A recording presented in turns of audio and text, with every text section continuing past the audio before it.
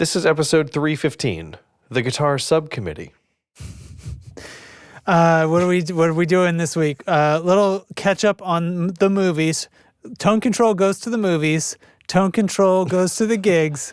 Tone Control talks DAWs. What we're doing? It's DAWs. It's aimed at musicians. It's the free stuff. It's the culture of everybody can record. I think we're circling something, and we hope it's not the drain. New title. All right, we'll see you in there. All right. Welcome to the Tone Control.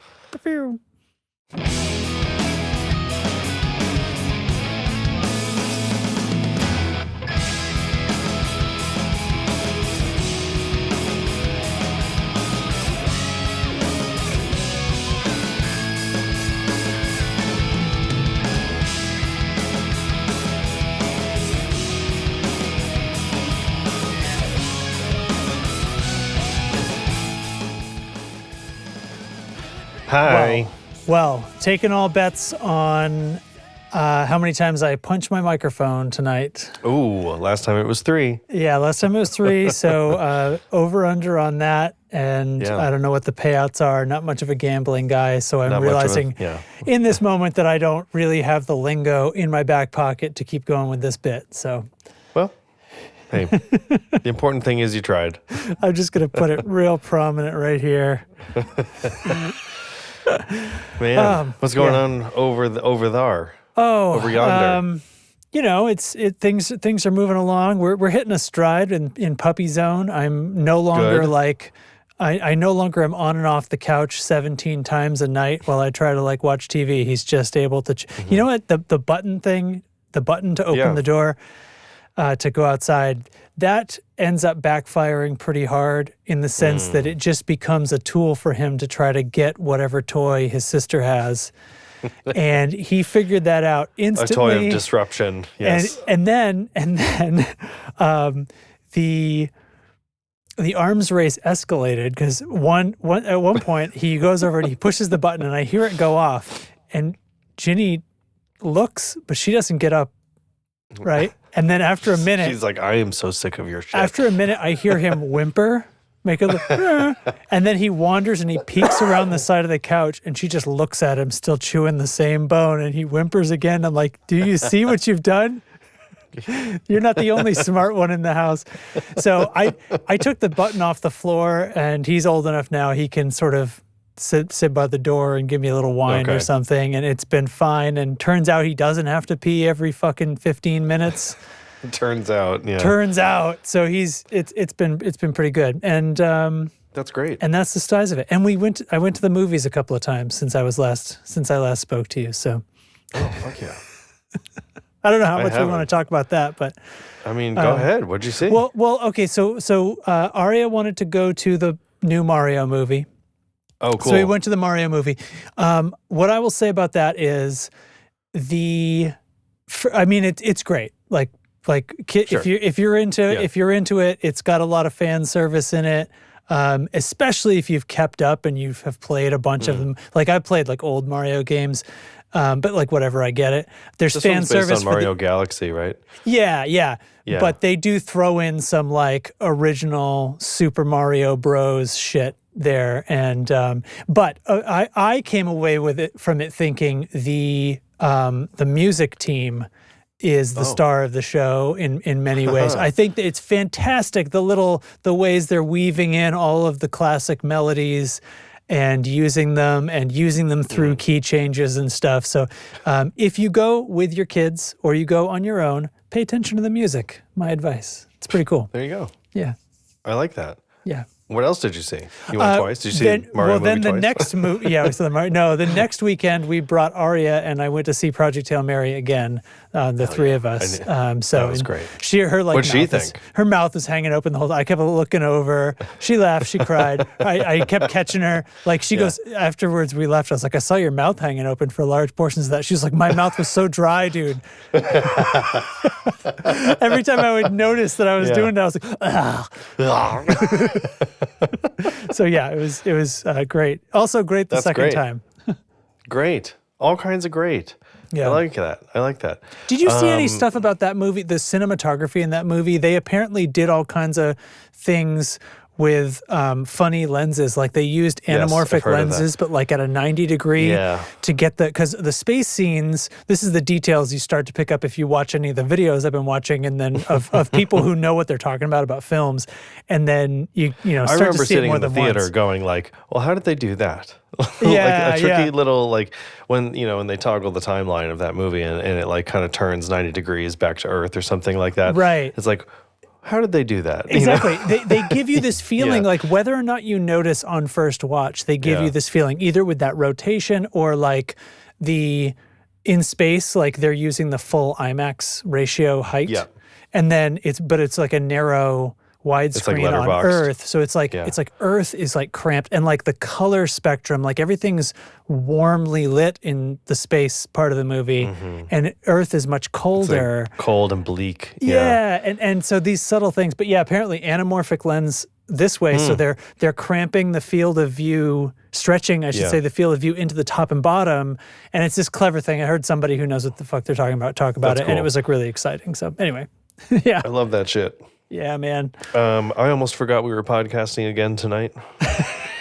That's okay. But I have a good reason this time. It's because tomorrow we drive to Vermont because I'm going to show off all my stuff at the Vermont Sci-Fi Convention. Oh, yeah. You talked about this, right? Like before. Yeah, This is one of the ago. many you've mentioned, I'm sure. Like so it's up near Burlington, and it's the Vermont Sci-Fi, Fantasy, and Horror Expo.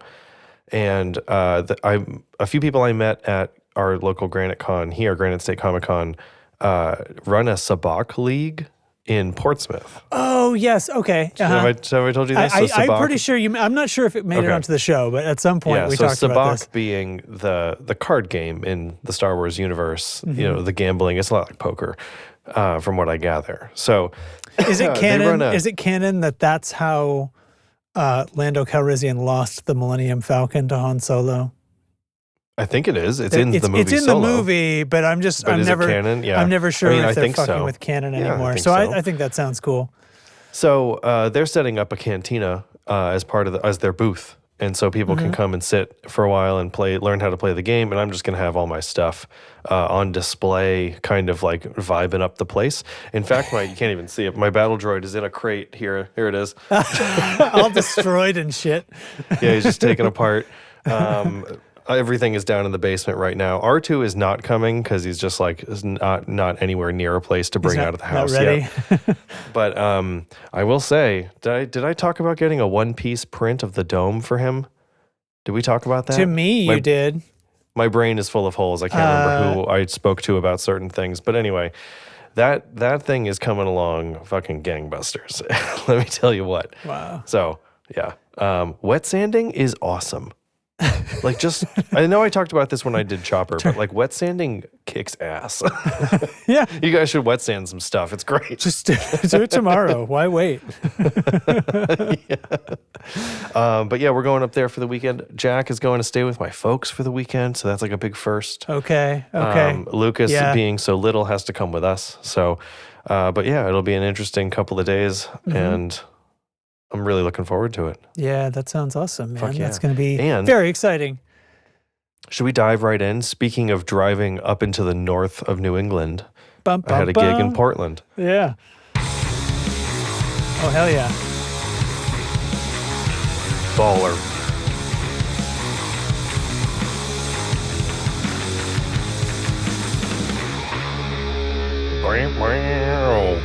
Perfect. Oh. Well, My band. Don't fade that off or anything, Justin. Jesus Christ. Okay. I mean, I recorded that. But I have the power. Like I could. Yeah, true. So my band, A Blockbuster Summer, does a lot of emo night type of shows, and we've been talking about that for a long time. And we just had a really fantastic emo night up in Portland, Maine, and at a venue that was a palace. It was a luxury to be there. I felt like royalty. You said you'd seen shows there as well. I saw Circus Survive there with your brother. Yeah. Unnecessary of a fun detail. I mean, sure. Just feel it. And our old drummer Sean. What was the weather like? That was the night that a homeless person followed us back from the gig and tried to get in my car. I remember that story. Yeah. Fun. Let's not dwell on that. So the venue is Aura in Portland, and it's a fabulous place. It's got the most interesting kind of setup. It is not a deep room, but it is a tall room. There's no bad seat in the place. Everywhere, even all the way back at the bar, you are close to that stage. Okay, so as an attendee. So it's like, it's got a feel to it. And even with not a lot of people, it feels very full and very like arena-ish, even though it's the furthest from. How far back do you think I'm going to have to scroll to get to pictures of this in the disc? Oh, wait, that wasn't that far. Look at that. I got him. Okay, never mind. Nice. Keep talking. So we get there, we have like early load-in time, of course. So this is like a real proper thing. Tours go through here. There's a back door. We get the PIN code, like the door code to go in. And there's an elevator right there that goes up to the stage. What a luxury, right? Like I don't have to take the stairs. My gear doesn't have to take the stairs, you know? Awesome. So we load up. The guy's there watching it for us because that's his job today. Because he works at Aura. His job is to watch the elevator and send it up when it's full. Yeah. And so we just go behind the elevator, like down into the building a little bit and hang out in the green rooms that we've been given. Wow. What the fuck, right? So there's 3 bands on this bill. We get the green rooms. They send down pizza from the restaurant attached. They send down the most alarmingly delicious salsa I've had in ages. It was so good. and a fridge full of beer, full of NA beer, full of hard seltzer, full of regular seltzer, water, all kinds of shit. Wow. And they were like, hey, yeah, they should be bringing down some beer for the fridge soon. We'll let you know. Sorry, it's late. What? Sorry, it's late, Who do bro? I have to slap around here to fix the beer situation? Holy shit. Yeah. So we get a full sound check. We're doing the whole thing. And so, we sound checked. We arrived at 4 and we didn't play the show until 8. So we had a 4 to 5 load in, and we came from pretty far across New England. So we did need the extra time. Mike had to drive up from Worcester. My God. Oh, yikes. But then sound check for an hour. We took probably 45 minutes to do that. And then that's a leisurely sound check, man. That's we did, pretty and awesome. we got to redo our ear mixes and stuff, and like just get a feel for a few songs. Wow. And then it was like, okay, cool. Pizza's in the green room. Beer fridge is full. Let's go eat. And so we hopped down and grabbed some food. And then in the greatest turn of events, Rabbi Bob, Discord member and show patron, buys tickets to this show and comes with his wife, and it's a fucking fabulous. So we're talking throughout the day. I'm like, I got sound check, but I'll text you, blah, blah, blah. So he's like, we're getting food at the restaurant attached. So I just like hop up there with Matt, the other guitarist in the band who's active in our Discord too. And we're just like schmoozing immediately like, oh, hey, like, I've never met him before, but it was instantly like we know each other because we do. I've got your picture up too. I found all the pictures, by the way. So I've been perfect. Running so this is you guys hanging out at this is the attached restaurant, so not just a venue. Yeah, which I think is called Sports. And I think sure. Is it like yay sports? It's a sports bar. Like there's it's a sports themed place, but from inside the venue, there's like a sign like exit, parking, this street, that street, sports. So I think it does strike me funny, but yeah. What if we name our sports bar Sports? Sports. So the gig itself was awesome. Oh yes, and meeting with Rabbi Bob was great. I brought his tone control goodie bag because we forgot to mail it to him. One way or the other, the tone control pays its debts. Hey man.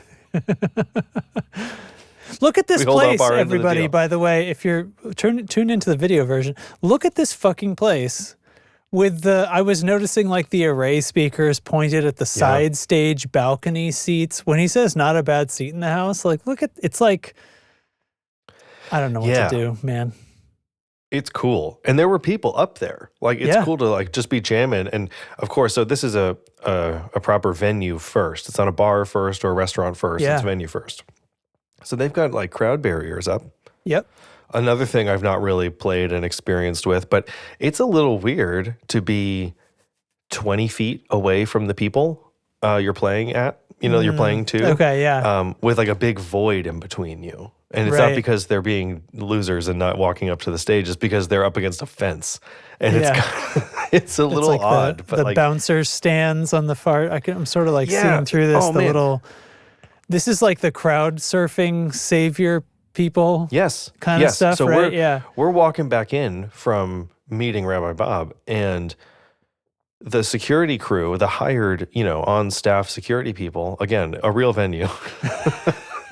Can't stress this enough. Actual venue. The guy's like, don't lock your foot in here because if you go over, you're going to break your ankle. And like they're talking about all these like different strategies for like, get your crowd surfer, you want to grab them here so you don't tip over, you got to grab them up here. And going like the strategies for how to safely remove someone from the crowd. Bend at the knees.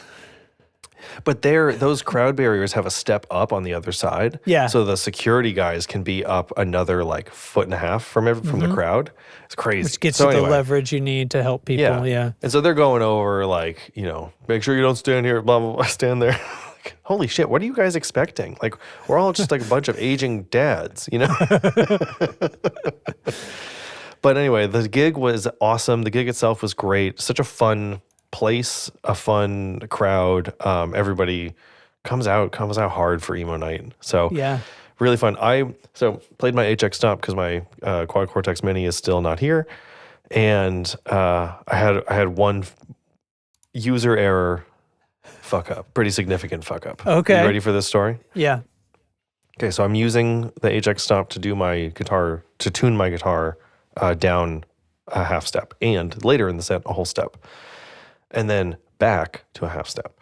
So in that set, for that one song, I have to lean down, push the button, one more semitone, and then we're good. And then put it right back. Yeah. So at sound check, we finished our sound check with Crush, Crush, Crush by Paramore, which we are now playing a whole step down. That's my 2 semitones down song. And I left my pedal as it was. And I walked off stage and we went and met Rabbi Bob and had pizza. Come back.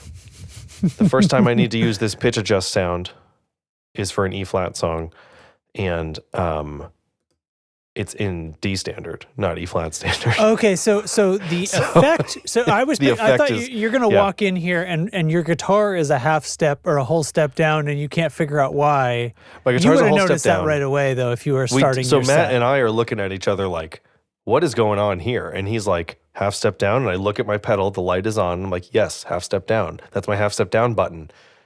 It's not. Unbeknownst to myself that I had turned it into a whole step down button moments ago. Right? It's the same button. Yeah. So I'm like, fuck, right? It's our third song or something like that. And so then, which is I'd Do Anything by Simple Plan. Very guitar-y, very riffy, very fun, very shitty to be a half step out with your other guitar player. So I run back over to the pedal board. I'm like, I changed frantically. Like, do I play it a half step down to accommodate? What do I do? Do I transpose on the fly? Do I fix it? I very quickly just like toggle the preset like down and back so it like resets to the default. And it's working. Click it on. Okay, we're good. It's like, fuck. And all of this unfolds in like 10 seconds or something. But still, it was this moment of like the pedal board math, I guess, or like the tuning, the key math of it all. Yeah. That's the thing. Aside from that. I remember having that conversation, right, when we're talking about this thing, like, and I don't know if this is exactly one of the scenarios that I'm envisioning, but it's like, if you have to go through the process of tuning or switching guitars, there's this physicality to it. There's a barrier. Right? And it's like when it's a little computer thing and who knows, you don't necessarily have it in your face. Yeah. And that was just I forgot to turn it back. That was, which could happen on any other gear too that's doing this job. It could happen. It's not the Stomp's fault. It's just that I was fucking on 1,000 all day because of this gig. I was like, running, And you're all hopped up on pizza. Pizza and liquid death. It's like any effect could be on when it's not supposed to. This is just a weird, like if your distortion's on and it's not supposed to, you don't have 10 seconds of freeze and panic response. You know what I mean? As a guitarist, right? But this is not this is not something you grew up with. So it's like, right. I'm out of tune. You don't think, you know pedal. what I mean? Yeah, exactly. right. Oh, Your my tuner first pedal. instinct. Yeah, it's like, Yeah. so that's funny. So, yeah, but other than and that was just like a quick thing. And fortunately, the part that I was out of tune for, I was the only instrument for a decent portion of it. So, like in a vacuum, you kind of couldn't tell a ton. But then when everyone else came in, it was like, whoa, they're a half step higher. Right. It's almost like they're wrong or something. It's like we just did a key change in the intro to this song. And I'm looking at Matt, and he's looking at me like, what the fuck is going on? What a weird event. So, but anyway, other than that, that single moment, the rest of the set went off without a hitch. I nailed my favorite couple of guitar solos in the set, which is fun. Yeah. And awesome. And we got paid great. And I drove home and went to bed. So that's my story. Yeah. Yeah. I love it. Well, congratulations. That's fucking great. Thanks. And now today I've got guitar pedals on my desk again, just like the old days. And I'm kind of tearing my board apart because we don't have any more gigs booked right now. And just starting to daydream about this QC Mini arriving maybe in like 2 weeks. So hopefully maybe next time we record. Any more words from the front? Nothing from the front lines over at Sweetwater, but I've been laser focused on this Vermont thing. So it's fine. But yeah, really looking forward to that thing coming in. And that's what's been going on here. That's all the show I had ready for you tonight, Justin. Oh, man. Okay. All right. Well, I'm just going to push this button and see what happens. All right.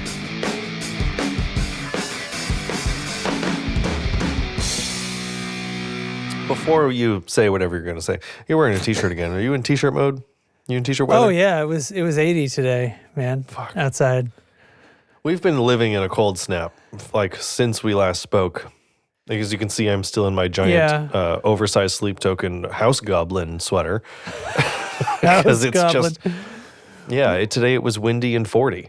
We had, I mean, we had a little cold bit where it was like, highs in the 50s for a little while, but we're pretty squarely in the late spring, summer kind of zone. Yeah.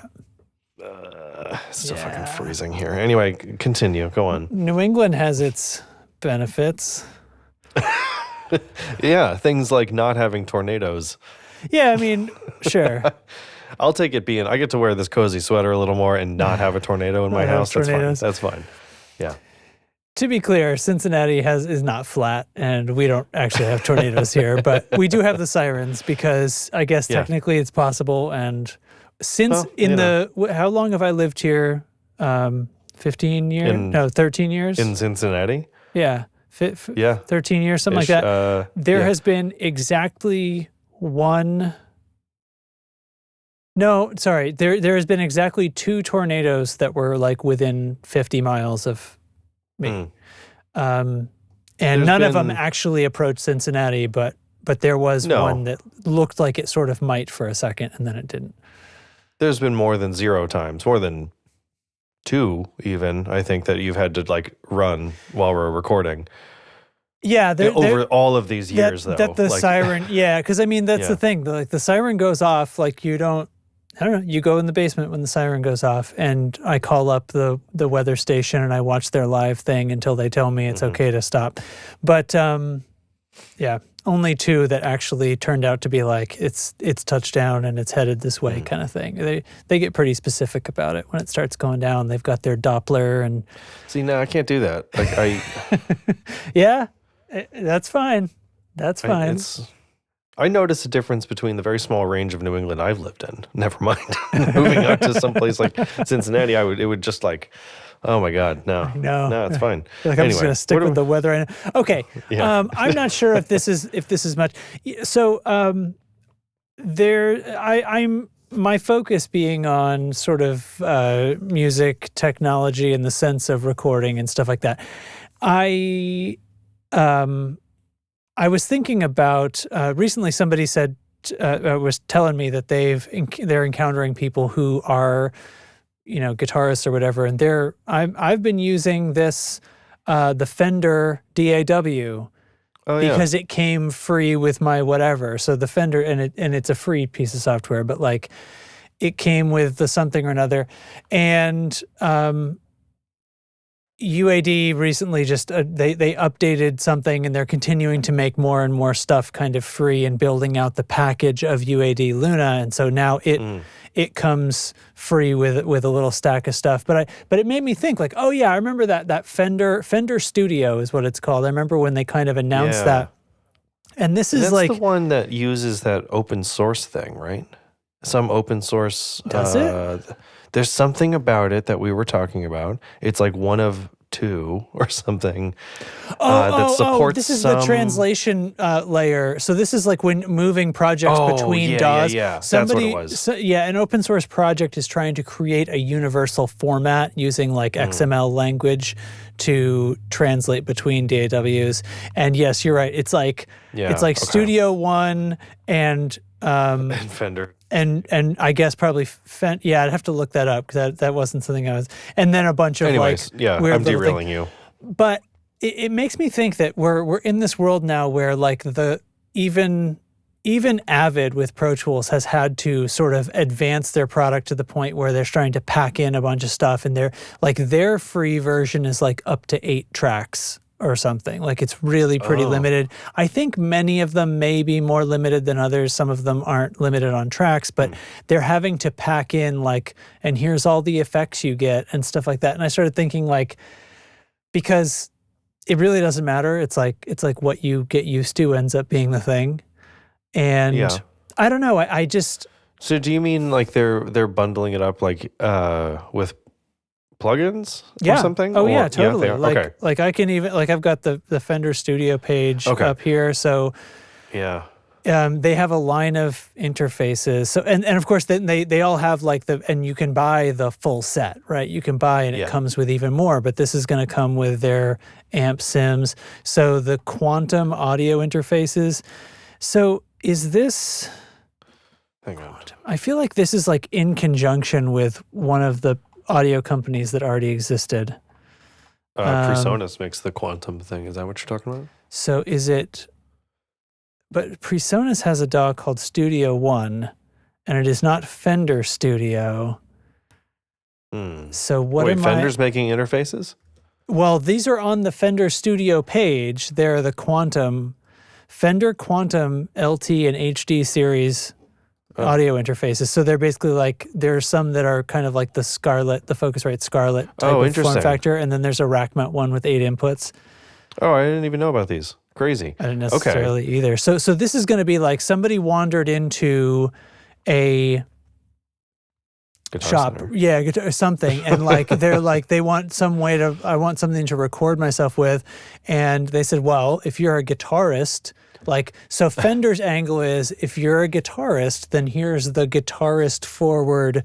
We're going to give you our black and blue version of the Focusrite Scarlett, right? And they all have the same stuff in them. It's an input or two with a monitor mixer on it.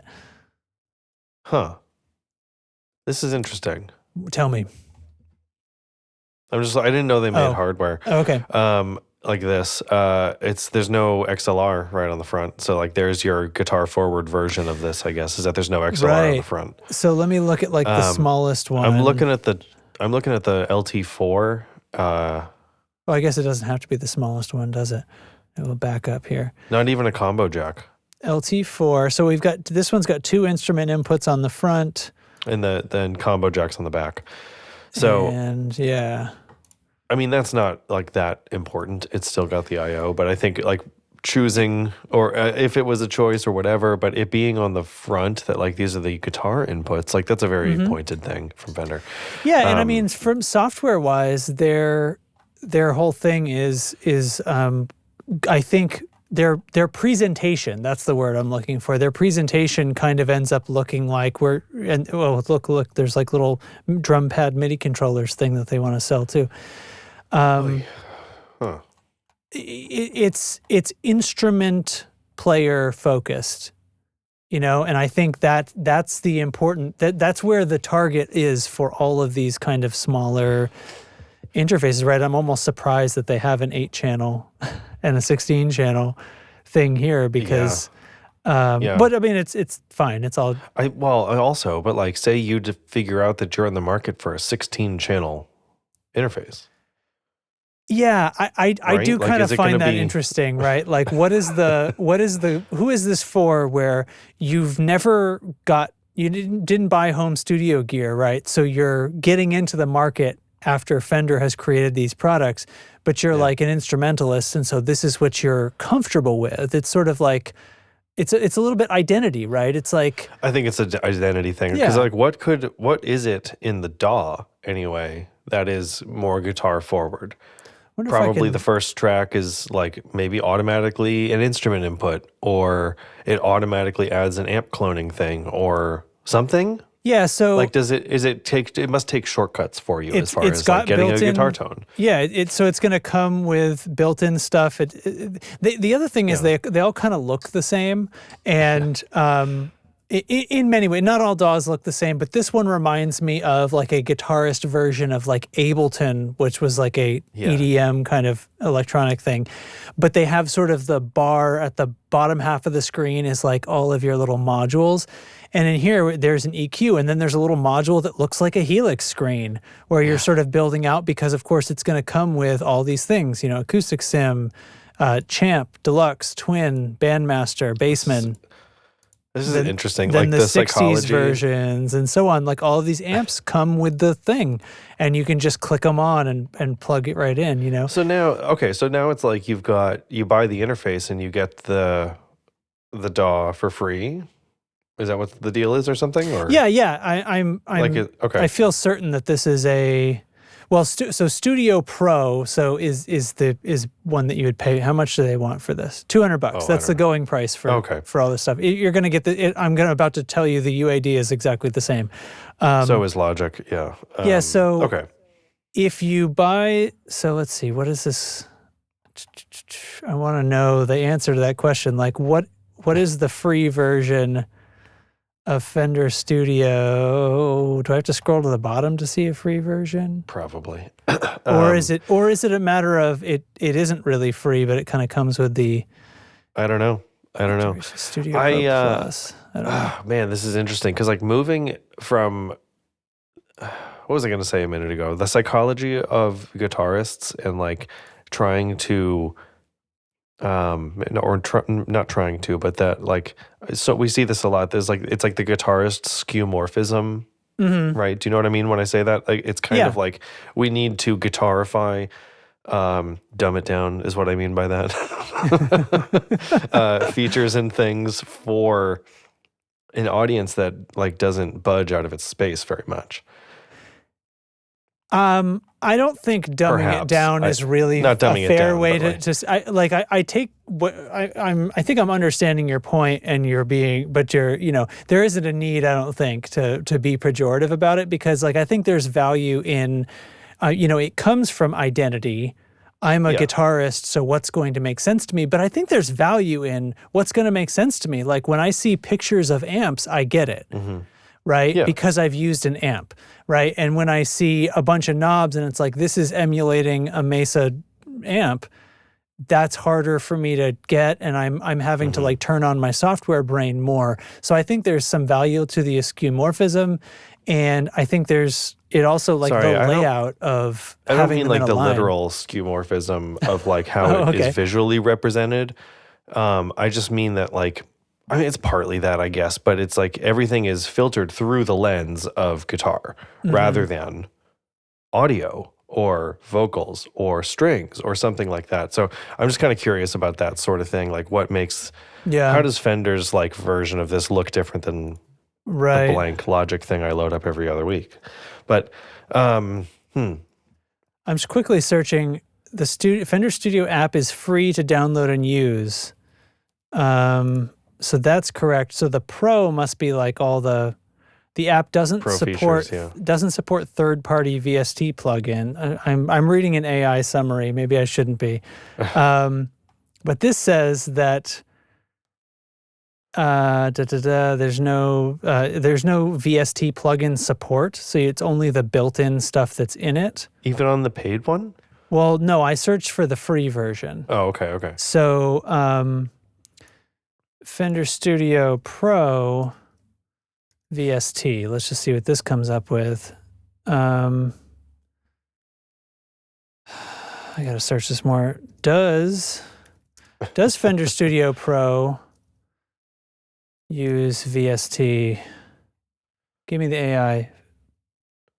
Okay. This is telling me more than one. So Fender Studio Pro, which was formerly PreSonus Studio One. So there, okay. Now we have put it all together, the details that I should have paid attention to before bringing this up. Yes, so they did convert Studio. So Studio One they were up to version 6 or 7 or something. Like they'd been iterating for a long time, and I know of many pros who swear by it, and has a legacy of having really good virtual instruments and being good for sort of virtual instrument production to begin with. Interesting. So Fender buys in with that, and now it's called Fender Studio, and it says it fully supports VST plugins. So the Pro version does. So this is a little bit of like a GarageBand versus Logic Pro thing too, because GarageBand similarly doesn't use that. But then when I look, I'm just dabbling into learning Fusion 360. It's the same way. Like there's a free version, and then there's the fucking $80 a month commercial version. Yeah. Or like $15,000 a year commercial license. Yeah. But I'm not making car parts, it's fine. Yeah. So there will be some limited built-in stuff in the free version, but like the package here is $150 for the smallest interface, the LT2, which looks like it's just got the one input. Am I wrong? I'm looking at my... Hold on, we'll skip through the pictures. Focusrite Solo. It's got one XLR and one... that's if they match the Solo, then instrument. Says 48 volts. So yeah, it must have, it's 2 input, one instrument, and then the other one's on, they hide it on the back, on the Fender ones. But the, so $150 comes with Studio Pro.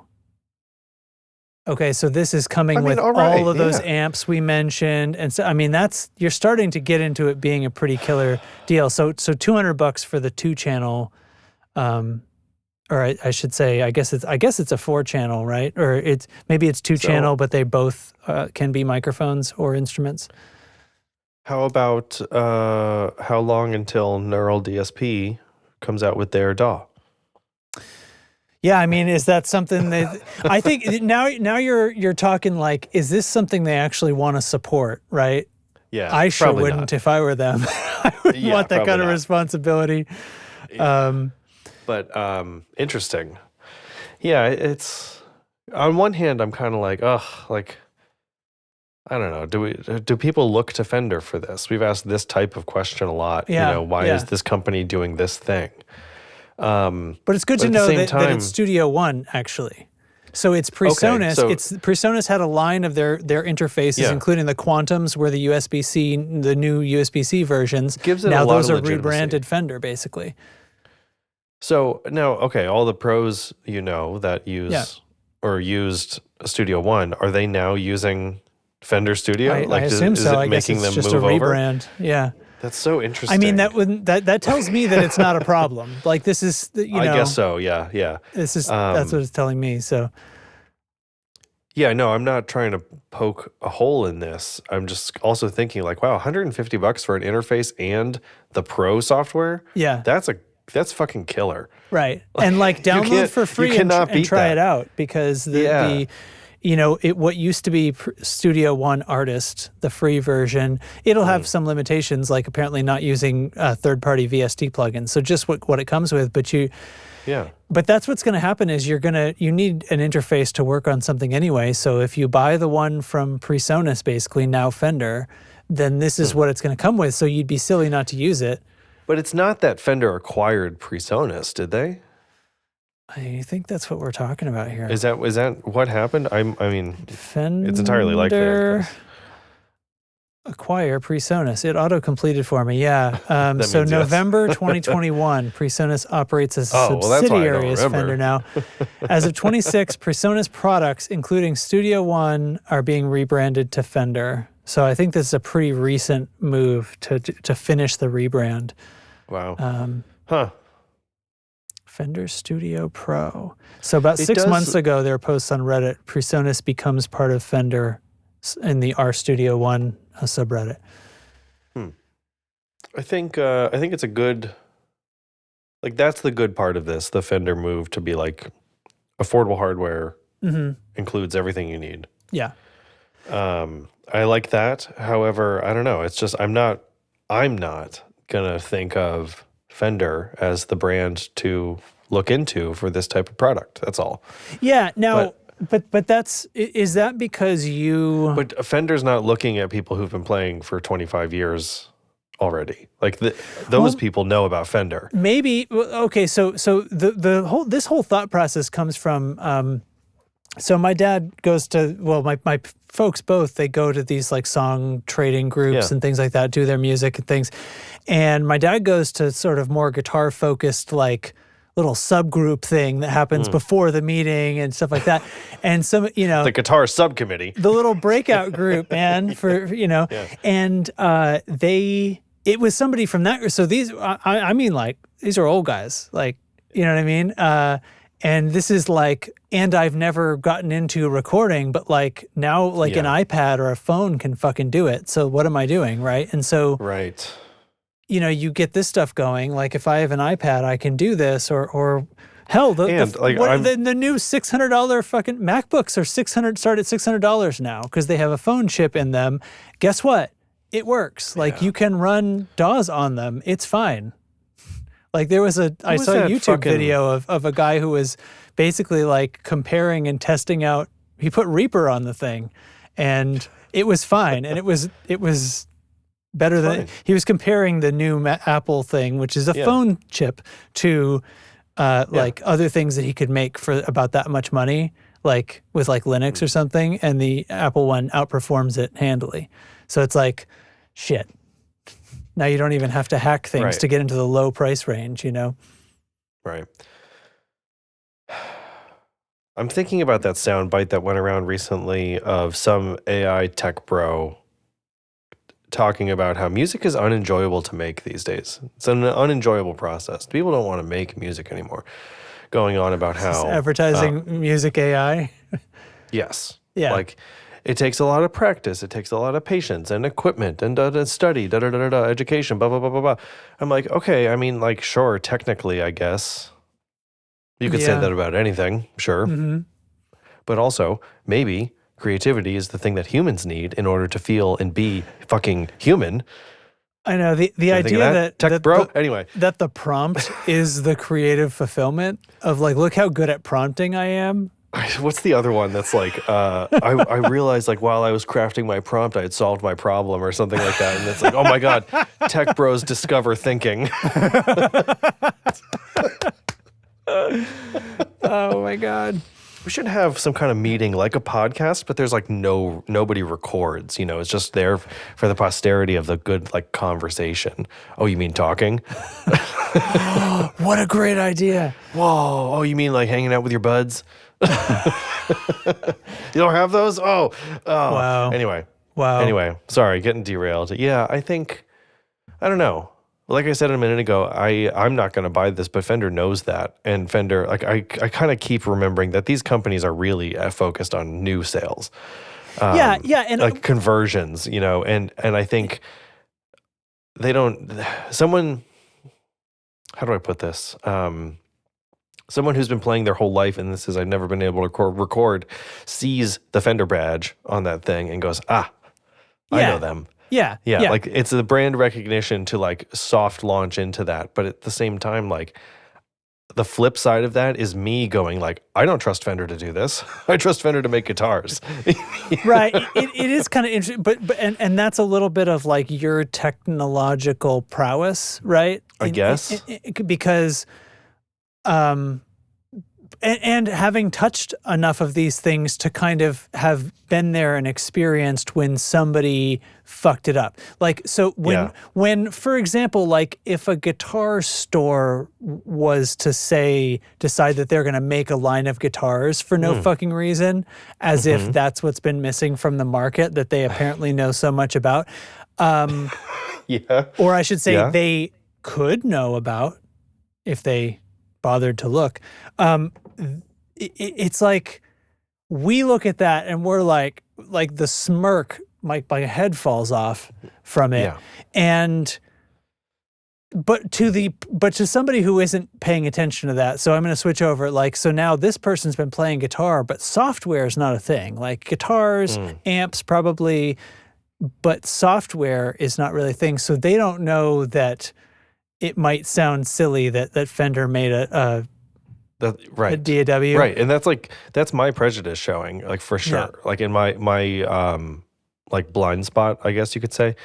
You're just like totally hyper skeptical of it, and you've been taught to be to a certain extent, and that's why it's like a consumer almost. Like it's at that level even. So, but we turn around and we say, "Well, they purchase studio." Like that's how you buy. You can buy cred, like in that sense, like because if you actually purchase somebody who has put the years in and knows what they're doing and created a viable product, then guess what? You have a viable product. It's not, you aren't trying to claw your way into the market. They just said, you know what? Yeah, I mean, I know it sounds like I'm sitting here scraping the barrel, like looking for a problem with this. Yeah. But I'm also kind of not, you know, it's like, you can buy cred for sure, but then it's still, I have a chip on my shoulder about it in some ways, I guess. I don't know. Okay. But you know, on that, so what do you think? But it's still great. Like, I cannot deny that, like, people can definitely and will make righteous music with this setup, you know, like it's going to be good. They wouldn't. Yeah, absolutely. Exactly. So like, who am I to say, fuck you? You know what I want to know? If Gibson dropped a DAW, I would be raking them over the coals. Who did they buy? Right. But I'm about to flip it on you. Luna history. So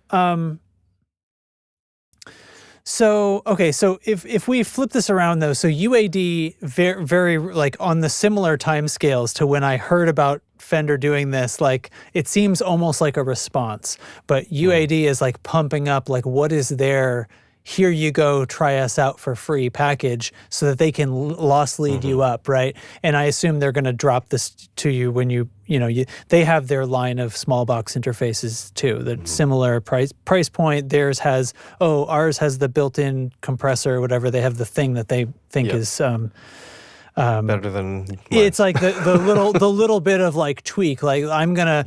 It's actually not even all of them have this. So you can buy just the straight up clone of the Scarlett, or you can buy the upgraded one that has a little abbreviated version of an 1176 compressor circuit in it. It's like one knob, one button 1176. And it's not a real one because those have big transformers and stuff. So anyway, but so this is so the Luna DAW has been free, and then you can buy the $200 pack that comes with all the plugins. You know, you can just like buy out the software plugins. And this you don't have to have UAD hardware for, but they're coming at it from the other angle, right? So Luna announced at NAMM in 2020. Fuck. Okay. That, and it does not feel that long ago. They started from scratch as we've decided to make a brand new DAW. They did not buy their cred. They had to, and it took after, for me, I've been like working in it as my primary for music for 2 or 3 years. Okay. But they spent a few years where it was like, I was sort of like had my eye on you because I have their hardware and it works really well with that. But it's been a couple of years and really like the new features they've been adding recently, like a couple of little AI things they stuck in there. But what it does is like when I today I drag in somebody's tracks. It was for a drum edit, and so I get a bunch of drum stems, and then I get a couple of other music stems to hear the song while I'm editing the drums.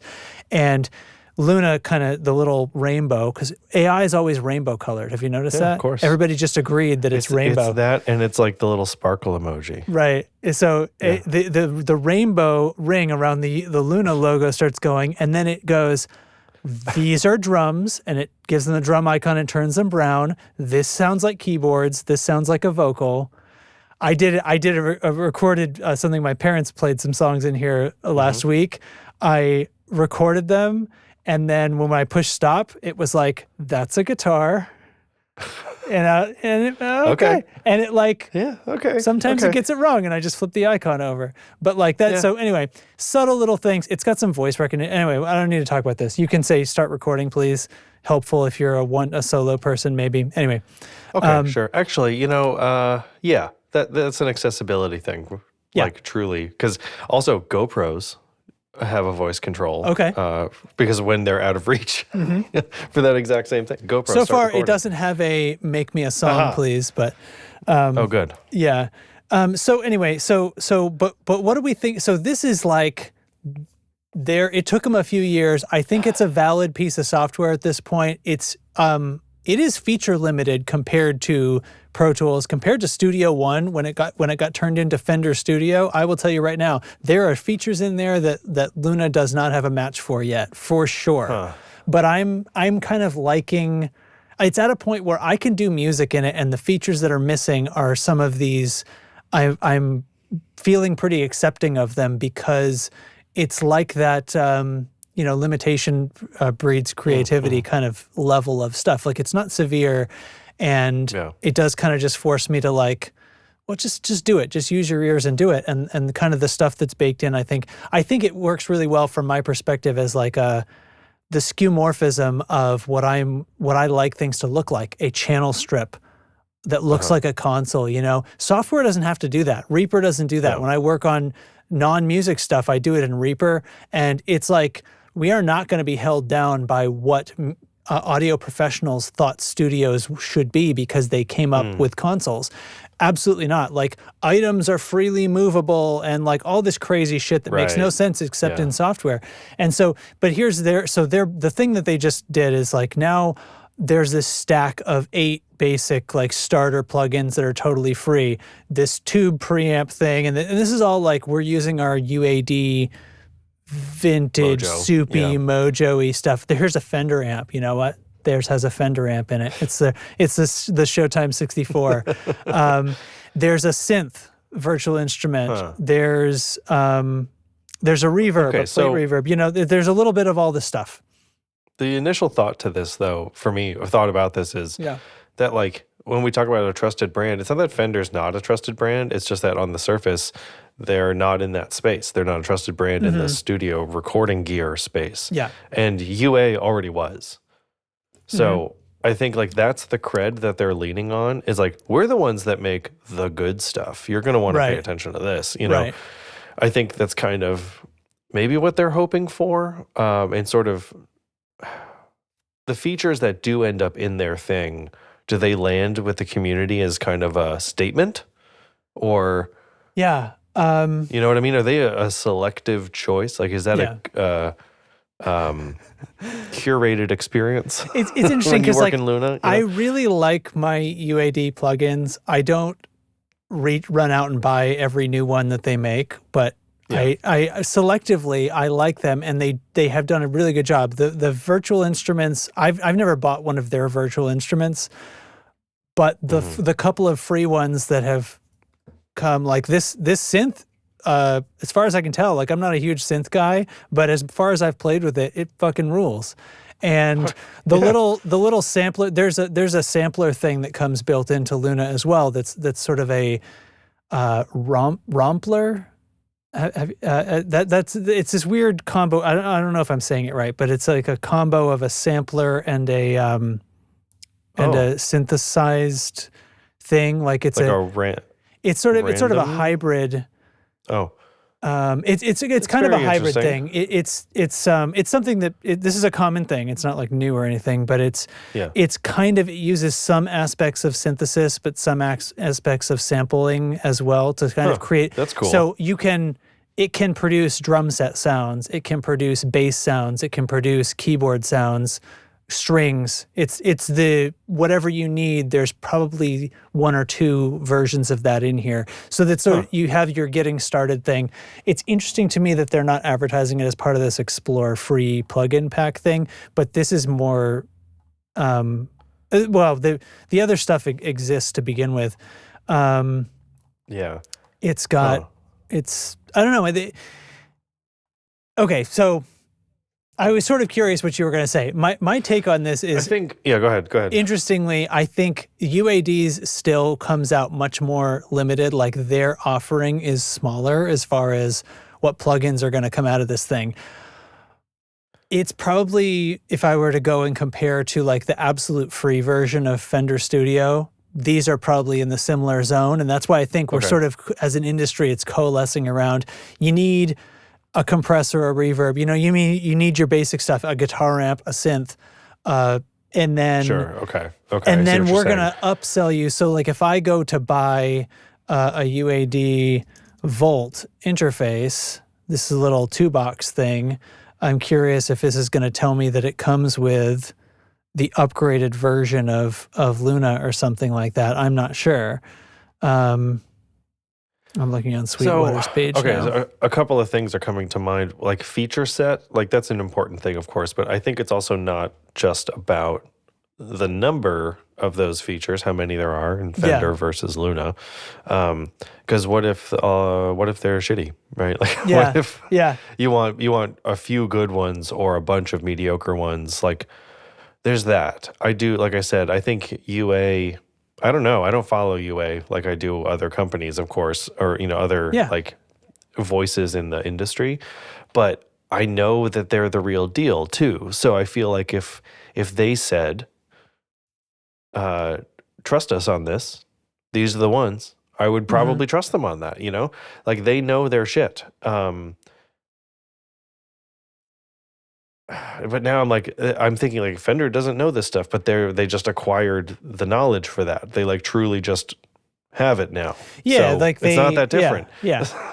It's so this what did I pick? The Volt 276. So this is the one with the compressor in it. This isn't sort of strictly apples to apples, but they want $300 for their 2-channel one that has compressors in the channels.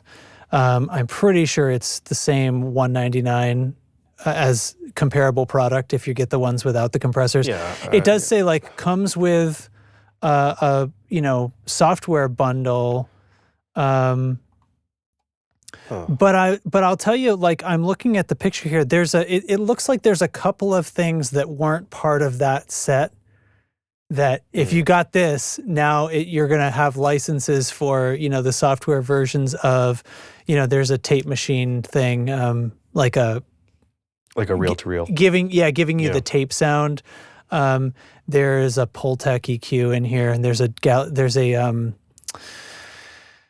the guitar effect that was like a box. It was almost like a amp top box. It's green, and what the hell is that? Oh, the Space Echo. Space Echo. I was like, it's Echo something. So I'm looking at from the picture, the Space Echo, the Pultec EQ, which is a very famous old inductor-based EQ. And that tape thing. So those are the ones that seem to be part of this bundle that aren't part of the free bundle. I see. Okay. And then there's a bit of overlap, that Polymax synth and the plate reverb and the Century tube channel and stuff like that. So each, they are giving away a little bit of a couple of extra plugins, but they're basically kind of loss leading you up to, like you can subscribe to the UAD thing and the non-DSP versions, right? The software versions of all these plugins you got our whole catalog. I think it's, what's the UAD Spark? That's the thing. What does this cost? I'm against subscriptions generally, but like if you wanted to try this out for what I think is good about subscriptions is if you want to try it out for a month, or if you need it for work for a month, great. You know what I mean? Yeah. Right. So what is $79 for the year? This ends in a couple of days. It ends in 7 days, but there's an offer for 7. So I'm pretty sure it's $100 a year. And you basically get everything that they have so far translated into software versions, which isn't their full catalog. What is if you can you show me everything that's in UAD Spark? Preamps and EQs. I mean, there's a lot. I don't know what to. Well, I could scroll through. There's a pretty big. It's getting bigger all the time. But these, because their plugins ran on DSP for a long time exclusively. Now that their software, they're able to do it. This is all sort of necessary blah blah blah stuff. But I don't know. I wouldn't be going for that subscription thing. Like, I would be buying the pieces you actually want. Even if it's native, even if it's the software version, like, I've decided that I want more amps. Like, with the UAD product, you got to buy a few different amps. They made one that's like got a bunch of amps all in one. That was a pretty recent plugin. I forget exactly what it's called, but anyway, it's like a guitar studio that has a bunch of amps in it. And then there's a few like one-offs. Whereas the Fender, buy the hardware, it's going to come with the Pro version that's got like but they're all Fender amps. I don't know. Cuts both ways, I guess, doesn't it? Yeah. I didn't even think about it only having Fender amps. Yeah, I mean, is that a big deal? I mean, I don't know. Like, you can, like, the thing is, if you're excited about this, great. Fender amps are great. First of all, you're going to have a wide range of different sounds, and they're all Fender sounds, like whatever. The moment you want other sounds, then that's what the Go get some other free That's DAW. what the Neural plugin is for. You know what I mean? Like, by the time pull that up in Fender. I mean,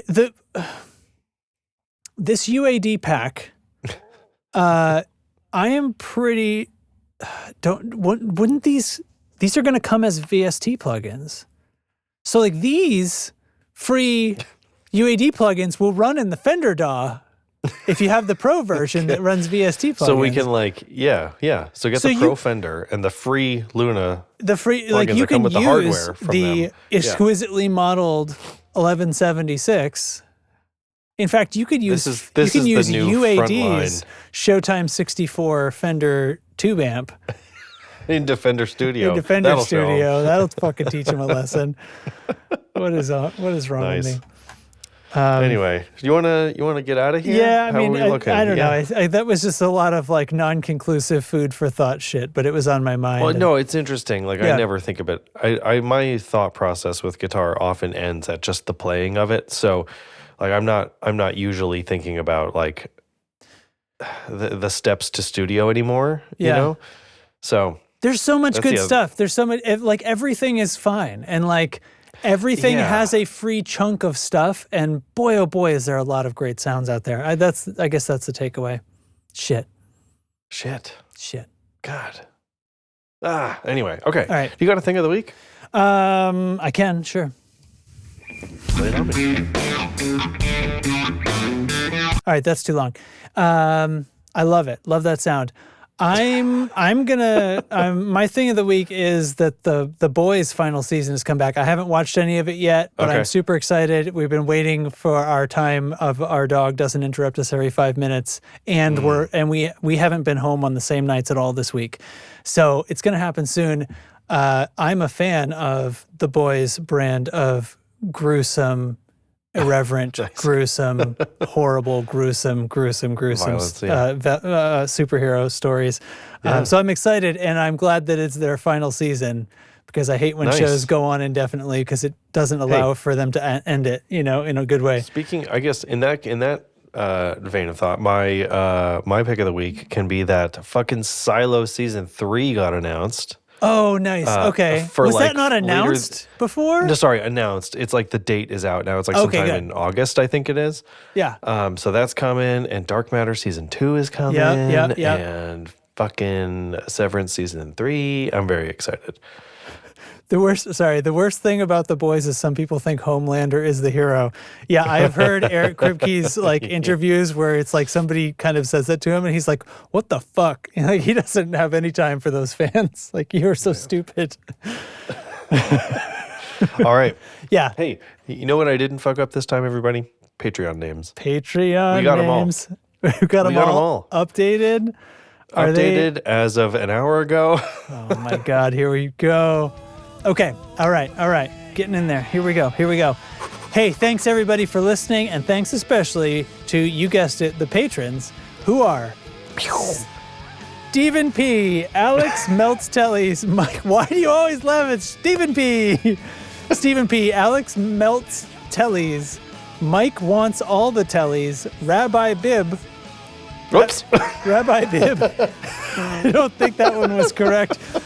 There we go. Binger Gaker, Carson Ricketts, Matthew Fenslaw, Ryzen Wolf, Bigow 69420, Andrew Walsh of Andrew's Alcove, easy for you to say, Sean Wright of Alligator Effects, and Eric Garibaldi. Whew. I did it. Why don't you take a lap there, bud? I could do this all day. All right. You sure? Yeah. All right, guys. See you next week. All right. See ya. Next time, whatever.